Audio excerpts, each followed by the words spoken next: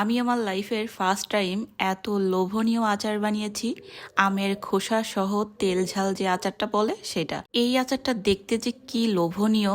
তো আমি এখানে কিছু আম কেটে নিয়েছি। তো আমার এই আমটা হচ্ছে একটু পাকা পাকা হয়ে গেছে, কিন্তু তারপরও কাঁচা ছিল আর কি। রংটা দেখতে পাকা পাকা লাগছে। যাই হোক, তো আমি এখানে পানিতে ভিজিয়ে রেখেছিলাম সোডা আর একটু ভিনেগার দিয়ে। বেশ কয়েক ঘন্টা ভিজিয়ে রাখার পরে পানি ঝরিয়ে রেখে দিয়েছি। আর এখানে হচ্ছে একটা মশলা বানিয়ে নিব। তো আমি লাল আর কালো সরিষা নিয়ে নিয়েছি, তার সঙ্গে পাঁচফোড়ন, জিরা আর হচ্ছে মিষ্টি জিরা বলে যেটা, বা মৌরি, ওইটা, 2-3টা তেজপাতা আর হচ্ছে 2-3টা লাল মরিচ আর কি দিয়ে নিয়েছিলাম, শুকনা মরিচ। তো এটা হালকা ভেজে নিয়েছি, তার সঙ্গে 4-5টা সাদা এলাচ দিয়েছিলাম, সুন্দর একটা ফ্লেভার পাওয়া যাবে। তো ওটা আমি হচ্ছে গুঁড়া করে সাইড করে রেখে দিয়েছি। আর এখানে দিয়ে দিলাম বেশি করে সরিষার তেল।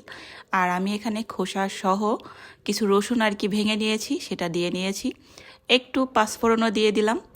আর এখন হচ্ছে দিয়ে দিলাম সেই আমগুলো, একটু লবণ দিয়ে দিলাম, একটু হলুদের গুঁড়া আর হচ্ছে লাল মরিচের গুঁড়া আর ধনিয়ার গুঁড়া। তো এটা দিয়ে হচ্ছে এখন একটু ভালো করে মিশিয়ে নেওয়ার পরে দিয়ে দিলাম চিনি। আমার বাসায় চিনি ছাড়া এই আচার কেউই পছন্দ করবে না। আমার বাসায় কেউই তেমনি টক আচার খেতে পছন্দ করে না, যেটার কারণে আমি হচ্ছে আমার স্বাদ মতো এখানে চিনি দিয়ে নিয়েছি। আর এই তো চুলার জাল একদম কম রেখে এটা হচ্ছে ঢাকনা দিয়ে ঢেকে ভালো করে রান্না করে নেওয়ার পরে মাঝারি পর্যায়ে দিয়ে দিলাম সেই গুঁড়া করা মশলাটা। আর এই মশলাটা দিয়ে যে কি পরিমাণ ফ্লেভার আসতেছিল।